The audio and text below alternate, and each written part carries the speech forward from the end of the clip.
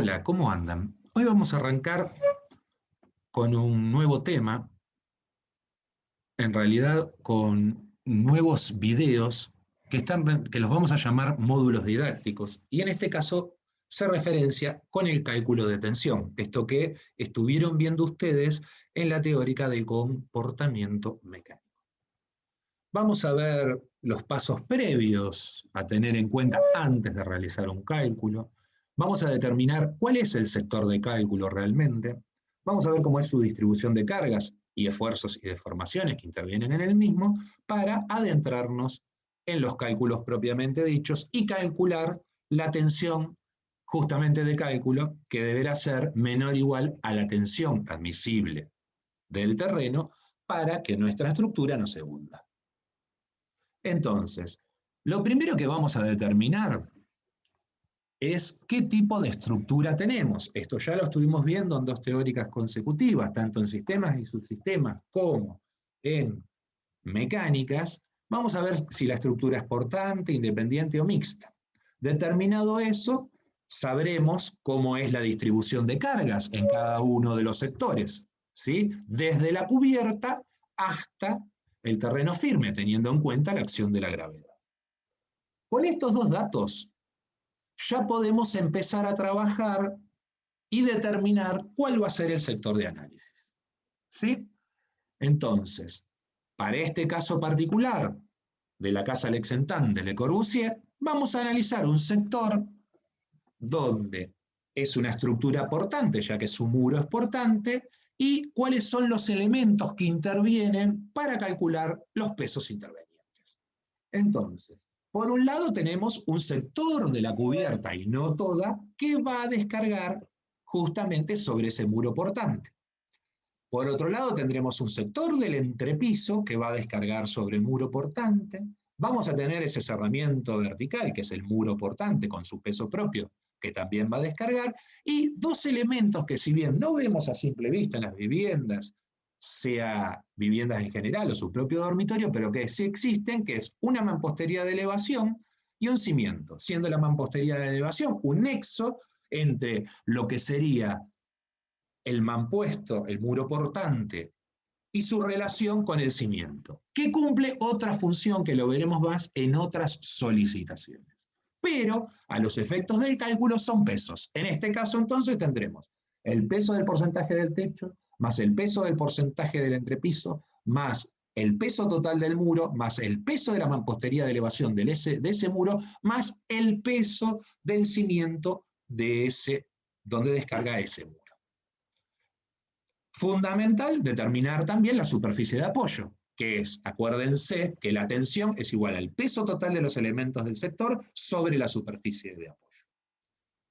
Lo mismo lo podemos hacer si tuvieran ustedes los casos, pero lo damos como ejemplo, por las dudas que apareciera en algunos dormitorios, una estructura independiente. Por un lado, identificar el sector. Y por otro lado, empezar a ver todos los elementos que van a intervenir con sus pesos en ese sector determinado. O sea, parte del techo y parte del piso van a descargar sobre, y parte de la carpintería, en este caso el cerramiento vertical, van a descargar sobre la estructura independiente. En este caso, primero las vigas, secundarias o vigas interiores, y después sobre las vigas primarias o vigas exteriores. A su vez, esa distribución de cargas llegará hasta las columnas, y las mismas descargarán todo el peso hacia el cimiento, en este caso, una base de hormigón armado, ¿sí?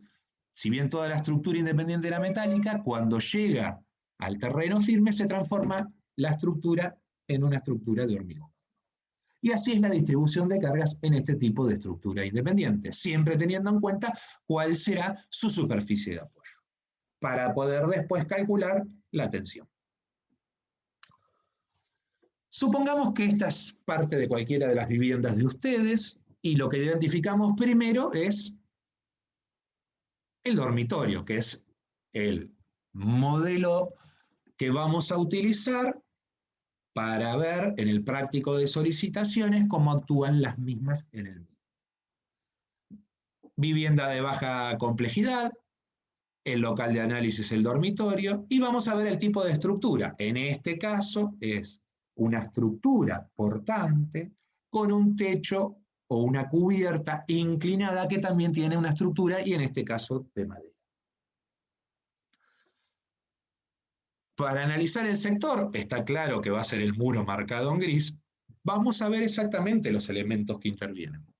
Por un lado tenemos el peso del techo, pero no todo el techo va a descargar sobre ese muro, sino que va a ser un porcentaje determinado que ahora lo veremos con algunos ejemplos. También, en este caso que tiene un alero, el 100% del alero descargará sobre el muro. Todo eso va a corresponder al peso 1 en este caso. Después vamos a ver el muro portante con su peso propio, y eso será el peso 2. Y no nos olvidemos que no interviene el hueco respectivo donde irá la carpintería o la abertura. El otro peso a calcular, el peso 3, es el peso de la carpintería, que incluye el vidrio, o el peso de la abertura. Puede ser una ventana o puede ser una puerta de madera.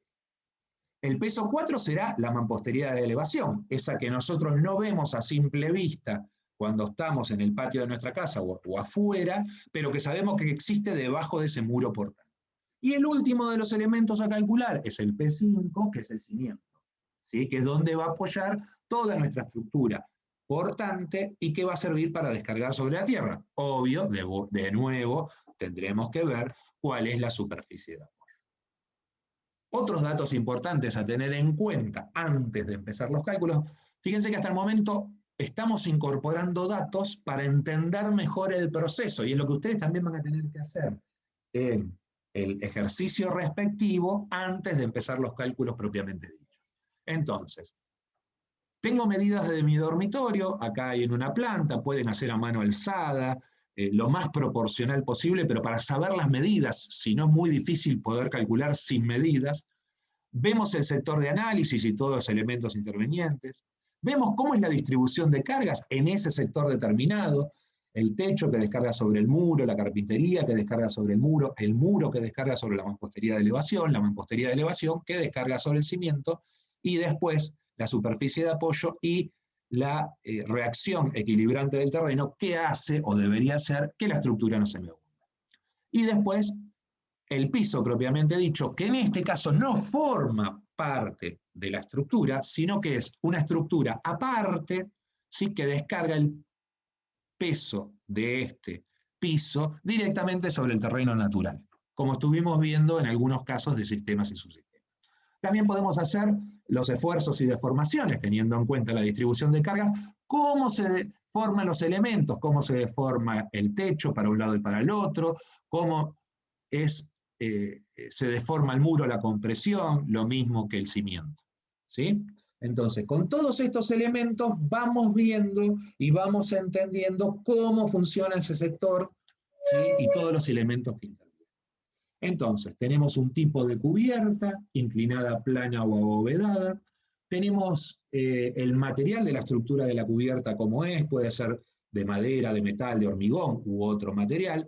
Lo que vamos a hacer ahora es darle algunos ejemplos, algunos casos, no son recetas, para ver más o menos cómo sería esa distribución de cargas que nos va a servir para el cálculo. Acá tenemos dos ejemplos, el caso A y el caso B.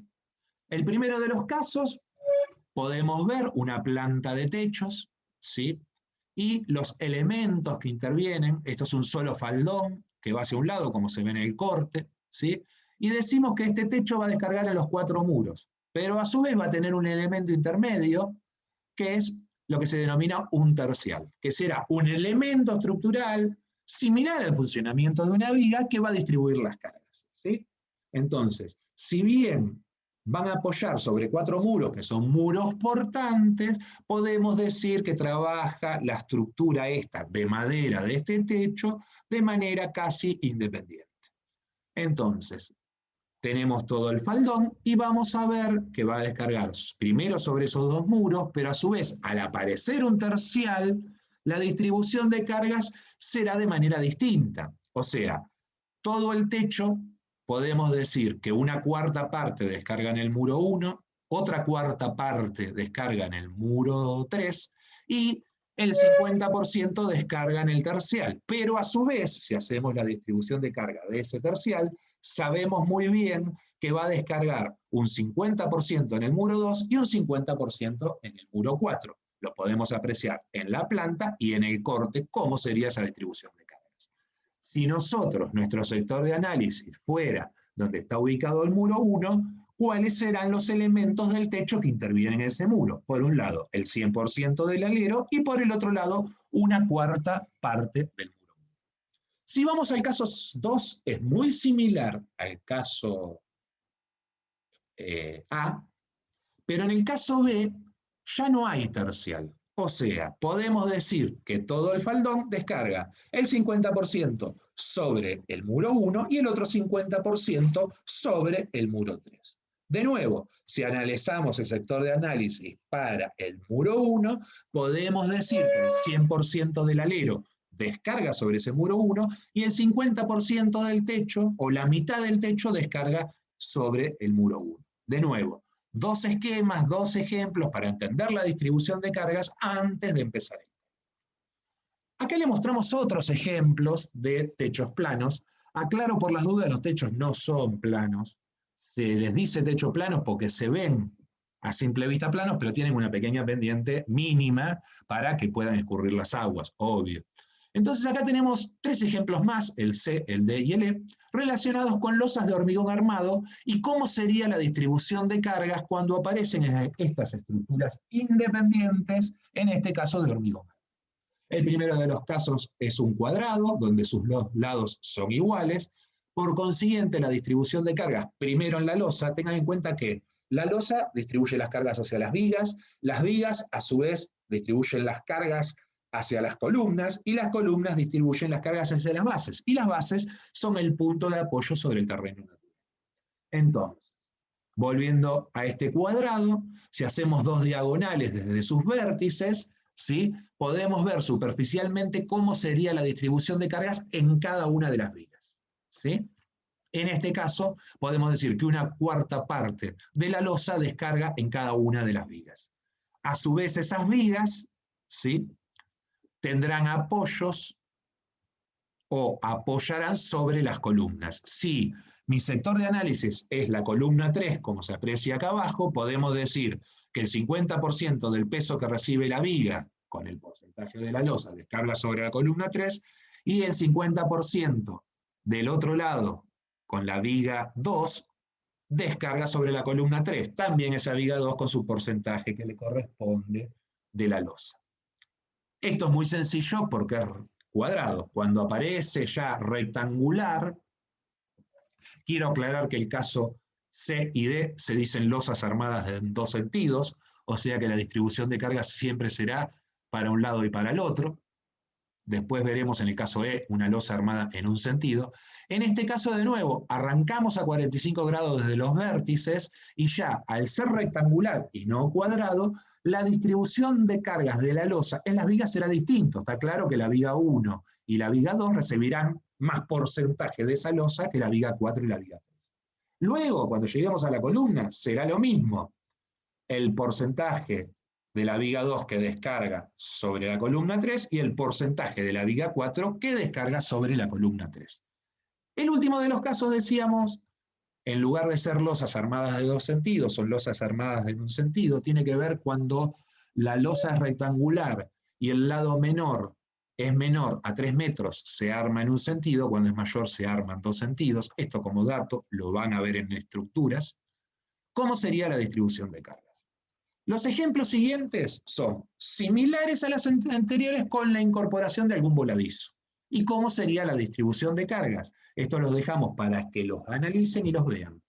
Si estos ejemplos, ninguno se cuadra dentro de lo que ustedes tienen en su muro, lo charlan con el docente y van viendo cómo sería la distribución de cargas en esos casos particulares. Igualmente, estos nunca son recetas, sino que son ejemplos para que ustedes los adecúen a su propia estructura como realmente es en el caso de su dormitorio.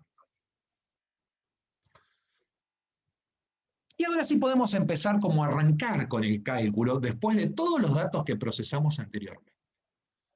Sector de análisis, decíamos, de aquel dormitorio que habíamos mostrado inicialmente, los distintos elementos que intervienen, el peso proporcional del techo, el peso del muro, el peso de la carpintería, el peso de la mampostería de elevación y el peso del cimiento. En este caso vamos a adoptar que vamos a arrancar siempre con el techo, ¿sí? Siempre arrancamos de arriba hacia abajo, a pesar de que se construye de abajo hacia arriba. Recuerden siempre esto. El ejemplo que adoptamos en el techo es el caso B, estructura de madera, un solo faldón, sin tercial y descarga sobre 2 muros. Vamos a analizar el cálculo de superficies, después los volúmenes y después los pesos propiamente dichos. Acuérdense que acá lo que hay que calcular es el peso proporcional de este techo que descarga sobre ese muro. Entonces, para el cálculo de superficie, lo primero que tengo que hacer es un esquema superficial. Si yo no tengo un esquema, no puedo hacer ningún cálculo. O haré el cálculo y nadie entenderá de dónde vienen esos números. Terminarán siendo solo números. Es bueno hacer el esquema y ver con gráfica proporcionalmente qué es lo que descarga. En el muro 1, entonces descarga el 50% del techo y el 100% del alero. Como está inclinado, en realidad, las medidas que nosotros tenemos, ¿sí?, no son inclinadas. Entonces, lo que nosotros tendremos que calcular primero es la verdadera magnitud, la medida real de esa inclinación. Para eso utilizaremos el teorema de Pitágoras, donde sabemos que la hipotenusa al cuadrado es la sumatoria del cuadrado de los catetos, ¿sí? Por consiguiente, si yo despejo esa hipotenusa C, será la raíz cuadrada de la sumatoria de los cuadrados de los catetos, ¿sí? Si este es el caso y me da 4,10, la altura es 1 metro, ¿sí? Esos 2 al cuadrado y le saco la raíz cuadrada luego de sumarlos, me da la verdadera magnitud. Esos 4,10 inclinados eran 4,22 metros. Lo mismo con el alero. Tengan en cuenta que como están trabajando con superficies, cuando saquen la superficie total de todo el porcentaje del techo que descarga sobre el muro, a esa superficie total del techo la divido por 2, ya que el 50% solo descarga sobre el muro. Tengan en cuenta eso, si no vamos a sobredimensionar, ¿está bien?, algunos de los elementos, ¿sí? Saco la superficie y esta es la superficie que me da de toda esa cubierta. Luego de las superficies voy a empezar a identificar a partir de un esquema los elementos / materiales intervinientes, ¿sí?, en ese techo, ¿sí? Entonces, acá lo primero que hacemos siempre es un esquema para saber qué es lo que estamos calculando. Los identificamos, en este caso teja francesa, le ponemos ya el peso específico y el espesor que tiene, ¿sí? Es fundamental que todo esquema tenga sus espesores. Acá por cuestiones de visibilidad los pusimos en la identificación de los materiales, ¿sí? Pero ustedes a todo esquema va exactamente el nombre del material y el espesor que estamos trabajando. Decía, si ya tenemos la superficie de la cubierta, lo multiplicamos por el espesor de ese material, me va a dar el volumen de ese material. Así es, el volumen de la teja será la superficie de la cubierta por el espesor de la teja, y me da el volumen de la teja. Lo mismo con el machimbrado. Vamos a tomar todos estos dos elementos, no el resto, que si bien los cables son más pesados, para sintetizar cálculos, ¿sí?, y adentrarnos en el objetivo fundamental, que es el cálculo de la tensión. Sé el volumen, lo acabo de calcular. Por tabla, que son valores empíricos, sé el peso específico de cada material. Por consiguiente, el volumen por el peso específico me da el peso. Entonces, calculo el peso de la teja, que será el volumen de la teja por el peso específico de la teja. Tengan en cuenta las unidades, volumen metro cúbico, peso específico kilogramos sobre metro cúbico, por consiguiente el peso será en kilogramos. Saco el peso de la teja, saco el peso de machimbre, sumo esos dos techos, porque tomé arbitrariamente como los dos únicos intervinientes elementos en esa cubierta, y saco el peso proporcional que descarga sobre ese muro. El mismo paso lo vamos a hacer con el resto de los elementos que intervienen en ese sector de cálculo. Arrancamos con el muro, cálculo de superficie, hago un esquema superficial del muro, le pongo todas las medidas necesarias para el cálculo, no las innecesarias, ¿sí? Entonces, sé que lo que está en gris es el muro propiamente dicho, lo que está en blanco es un hueco, que es el hueco de la ventana. Entonces le voy a restar a la superficie 1, la superficie 2, y me da la superficie total del muro. El paso siguiente es el cálculo de los volúmenes de esos elementos que componen el muro. ¿Sí? No puedo sacar un volumen total, ya que en el muro intervienen diferentes materiales. Por eso es importante. Hago el esquema con los distintos espesores y los distintos materiales que intervienen en mi muro. En este caso tenemos un revoque fino, un revoque grueso, el ladrillo portante, hueco, la capa aisladora vertical, un revoque grueso y un revoque fino. 5 elementos, cada elemento un material distinto. Cada material distinto tiene un peso específico distinto. Saco y un espesor distinto. Por consiguiente, saco el volumen de cada uno de los elementos. Para sacar el cálculo de peso, ya tengo el volumen de cada uno de los elementos. Por tabla identifico el peso específico de cada uno de esos elementos y saco el peso de cada uno de ellos. De nuevo, para sacar el peso total del muro, sumo todos los pesos de cada uno de sus elementos. El peso de los revoques finos, revoque grueso, el peso del ladrillo, el peso de la capa aisladora, el peso de revoque grueso y el peso de revoque fino.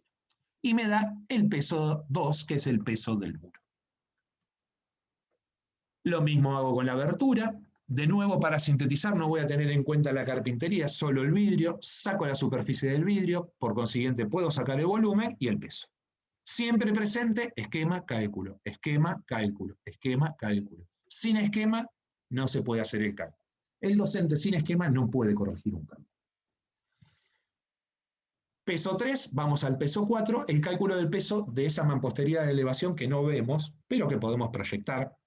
Le vamos a poner medidas, que va a ser seguro similar a la medida total el espesor total del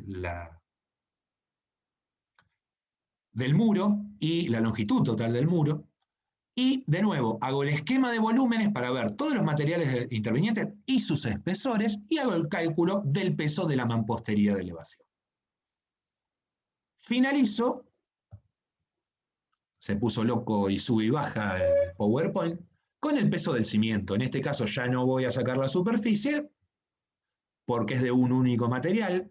Entonces saco el volumen, en este caso es hormigón armado, y saco el peso del cimiento. Y ahora sí, tengo los 5 pesos que intervienen o que van a intervenir en esa superficie de apoyo para poder sacar la tensión de cálculo. ¿Sí? Entonces, la tensión será el peso total de todos los elementos intervinientes estructurales o no en ese sector de cálculo sobre la superficie de apoyo sobre terreno natural del último de los elementos. Recuerden las unidades, peso kilogramos, superficie de apoyo en centímetros cuadrados. Por consiguiente, 0,30 por 340 lo traduzco a 340 por 30 centímetros. ¿Sí? O pueden hacer el pasaje de unidades en cuadrados. Ustedes lo deciden. Una vez calculada la tensión de cálculo, la comparo con la tensión admisible, con esta que me dice cuál es lo que resiste, cuántos kilogramos por centímetros cuadrados resiste mi terreno.